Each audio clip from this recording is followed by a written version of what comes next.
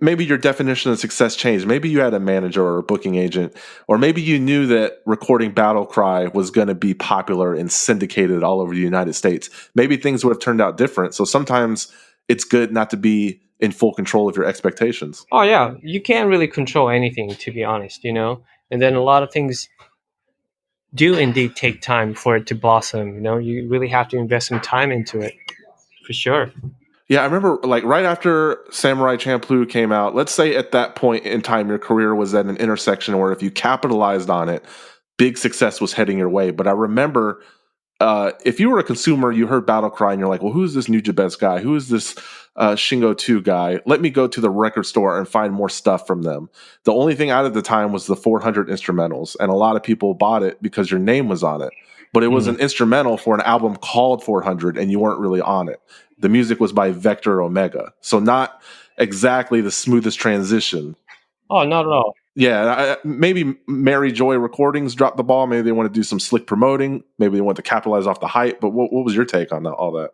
No, I mean, yeah, it's a lot of things, man. It's a lot of things. It's a lot of things because, well, first of all, the 400 album is just a Japanese album, right?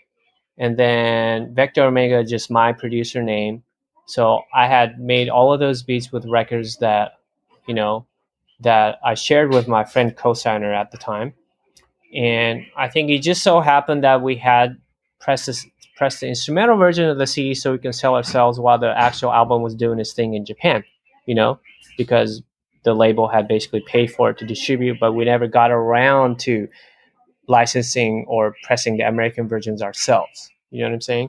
And then it also came in the heels of, if you recall, 9/11, right? So that actually messed up a lot of artists because a couple of big distributors went down right after 9/11, like much like the Corona crisis happening right now. You know, they use it as an excuse to just like disappear. But are you saying what Vector Omega was kind of like a producer alter ego? Was that you? Oh yeah, yeah, that's me. All the Mind way. blown! I didn't know that. Yeah.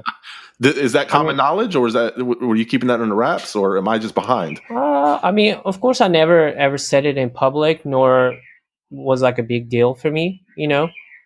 And I just use it as an alias because I don't know. I just had this thing that Shing02 is a MC project for me, and I never imagined myself like crediting produced by Shing02. I just never felt that it fit, you know. So whenever I made a beat, I just say Vector Omega.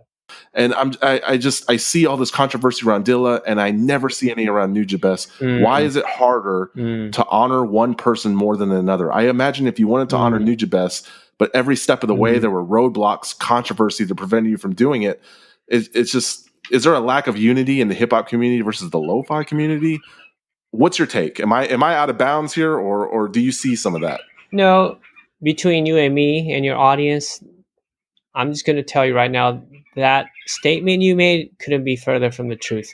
There is a lot of drama. Okay, well we'll leave it at that then. Maybe it's There is a lot of drama. maybe There, we just there don't hear about can it then. probably be books made and movies made. Like, there's a lot of drama. But if anything, you know what? Like, yeah, I take pride in not airing any of that. And then we keep it about the music because it's very dear to me.